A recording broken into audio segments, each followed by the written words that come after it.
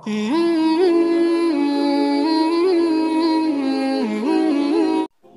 نے اس لیے عرض کیا تھا کہ حضور اکرم صلی اللہ علیہ وسلم کا یہ امر صحابہ کے لیے کہ اپنے ایمان کی تجدید کرتے رہا کرو، اپنے ایمان کی تجدید کرتے رہا کرو. یہ بتلانے کے لیے ہے کہ اس ایمان کی تجدید کا طریقہ کیا ہے، اس ایمان کی تجدید کا طریقہ کیا ہے. صحابہ نے اس حکم کو پورا کیسے کیا، صحابہ نے اس حکم کو پورا کیسے کیا؟ دیکھو نا کتنی آسان بات ہے. بھائی نماز کا حکم ہے تو نماز کیسے پڑھی جائے گی، روزے کا حکم ہے تو روزہ کیسے رکھا جائے گا، حج کا زکوٰۃ کا حکم ہے تو یہ فریضہ کس طریقے سے ادا کیا جائے گا. ایسے ہی ایمان بھی تو ایک امر ہے اللہ کا، اس امر کو پورا کیسے کیا جائے گا اس پر غور کرنا چاہیے. ہم سارے فرائض پر غور کرتے ہیں کہ صحابہ کی نماز کیسی تھی اور بغیر صدیق کی نماز کیسی تھی، اور ہماری نماز حضور اکرم صلی اللہ علیہ وسلم کی نماز کے مشابہ ہو. آپ کی نماز کیسی تھی؟ جب ہم الحمدللہ جب ہم سارے ہی فرائض کی کیفیت کو اور اس کے فریضے کی ادائیگی کے طریقے کو معلوم کر کے اس کے مطابق عمل کرنے کی کوشش کرتے ہیں تو ہمیں یہ بھی تو غور کرنا چاہیے نا کہ ایمان کا فریضہ کیسے، ایمان کا فریضہ صحابہ کرام کیسے سیکھا کرتے تھے، اس کی کیا کیفیت تھی، یہ بھی تو معلوم کرنا چاہیے. یہ تو نہیں کہ ایمان خود ہی بڑھتا رہے گا، کسی صحرا کا درخت ہو یا کسی گھر کا پودا ہو وہ تو پانی دیے بغیر آگے بڑھتا ہی نہیں، لیکن ہم ایمان کے درخت کو پانی نہیں دیتے، ایمان کے درخت کو پانی نہیں دیتے. حضرت فرماتے ہیں رضی اللہ تعالیٰ عنہ کہ مومن کے دل میں ایمان ترقی کرتا رہتا ہے اس درخت کی طرح جس کی جڑ کو عمدہ اور صاف پانی ملتا رہے. بعض درخت وہ ہوتے ہیں جن کو صبح شام پانی دینا پڑتا ہے، بعض درخت وہ ہوتے ہیں جن کو صبح شام پانی دینا پڑتا ہے. لیکن اور رہا منافق کا بھی کے اندر بھی گندگی اور پیپ پیدا ہوتی رہتی ہے اور وہ اس کے پھوڑے کو بڑھاتی رہتی ہے.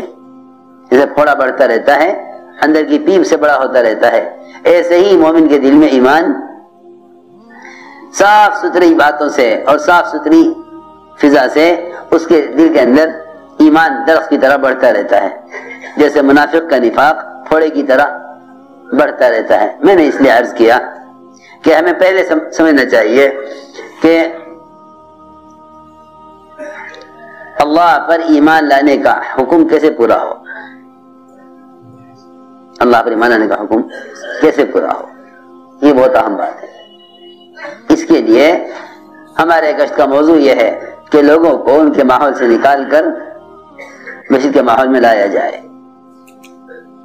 یہ فرماتے تھے یہ اس لیے ہے تاکہ مسجد سے باہر جتنے نقشے پھیلے ہوئے ہیں ان سارے مادی نقشوں کا یقین دل سے نکلے، ان سارے مادی نقشوں کا یقین دل سے نکلے.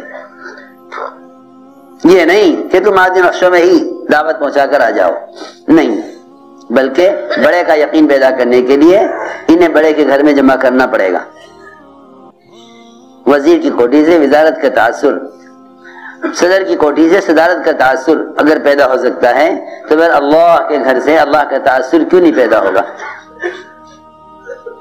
اللہ کے گھر سے اللہ کا تاثر کیوں نہیں پیدا ہوگا. پہلی بات ہے، پہلی صفت کہ ایمان کے سیکھنے اور اس میں کمال پیدا کرنے کا تو یہی راستہ ہے، یہی راستہ ہے کہ لوگوں کو گشتوں کے ذریعے دعوت دے کر مسجد میں ایمان کے حلقوں میں جوڑا جائے. پکی بات ہے. ایمان کی تقویت کا تو یہی سبب ہے کہ لوگوں کو گشتوں کے ذریعے دعوت دے کر مسجد ایمان کے حلقوں میں لا کر جوڑا جائے. یہی ایمان کی تقویت کا اصل سبب ہے. دوسری بات یہ ہے، حضرت فرماتے تھے کہ اگر مسلمان مسجد کے ماحول سے اپنے ایمان میں یوں کمال پیدا کرنے لگے تو پھر اللہ رب العزت رفتہ رفتہ اس کے دلوں سے باہر کے سارے نقشوں کا یقین نکال دیں گے. پھر یہ نقشوں میں لانے والی کامیابیوں کے لیے اس کا تعلق نقشوں سے نہیں ہوگا، اس کا تعلق مسجد کے عمل سے ہوگا. اور جتنے ہی نقشوں میں ناکامی آئیں گی، نقشوں میں ناکامی آئیں گی، زلزلوں کی شکل میں، آگ لگنے کی شکل میں، قحط سالیوں کی شکل میں، سیلابوں کی شکل میں، ان ساری شکلوں کا مقابلہ صرف وہ کر سکیں گے جن کا تعلق مسجد سے ہوگا. جن کا تعلق مسجد سے نہیں ہوگا وہ ان اپنے نظام عالم میں آنے والی ناکامیوں کا مقابلہ نہیں کر سکیں گے. اور یاد رکھیو، جب یہ مسجد کے ذریعے سے ان آنے والے حوادثات کا مقابلہ نہیں کر سکیں گے، ان آنے والے حوادثات کا مقابلہ نہیں کر سکیں گے میری دوستوں عزیزوں، پھر یہ باہر کی شکلوں کو اصل سمجھ لیں گے. ورنہ دور نبوت میں بھی اور دور خلافت میں بھی عام سے عام آدمی یہ جانتا تھا کہ ہمارے مسئلے کا حل مسجد سے متعلق ہے. اس زمانے میں تو مسجد ہی مسئلہ ہے، اس زمانے میں تو مسجد ہی مسئلہ ہے. اور اس زمانے میں سارے مسائل مسجد سے حل ہوتے تھے. مسلمان نے جب مسجد کو چھوڑ دیا تو مسجد نے بھی مسلمانوں کو چھوڑ دیا. پہلی بات تو یہ ہے، جب مسلمان نے مسجد کو چھوڑ دیا تو مسجد نے بھی مسلمانوں کو چھوڑ دیا. ورنہ عام سے عام آدمی کا یقین یہ تھا کہ وہ کوئی مسئلہ پیش آئے تو وہ مسجد کی طرف ایسے جاتے تھے، کیا بتاؤں، شرم کی بات ہے. جیسے اس زمانے کے مسلمان حکام کی طرف بڑھتے ہیں نا، طلب لے کر اور امید لے کر، اس سے کہیں زیادہ امید لے کر لوگ مسیح کی طرف آتے، کیونکہ مسیح کی طرف آنا صرف اللہ کی طرف آنا ہے. اپنے مسئلے کو لے کر مسیح کی طرف قدم اٹھانا صرف اللہ کی طرف قدم اٹھانا ہے. ان المساجد للہ فلا تدعوا مع اللہ احدا، اس آیت کو ہم نے کبھی غور نہ کیا. ان المساجد للہ فلا تدعوا مع اللہ احدا، کہ مسجدیں اس طرح اللہ کا گھر ہیں کہ اگر تم مسئلے کو لے کر مسجد میں نہ آئے تو تم اللہ کے غیر کو پکارو گے.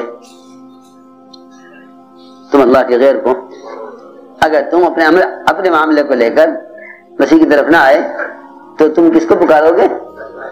تم اللہ کے غیر کو پکارو گے. جتنا اس زمانے میں مسلمان اللہ کے غیر کو پکار رہا ہے نا، اور جتنی کوشش پر کر رہا، اس کی صرف وجہ یہ ہے کہ وہ اپنے مسئلے کو لے کر مسیح کی طرف آئے.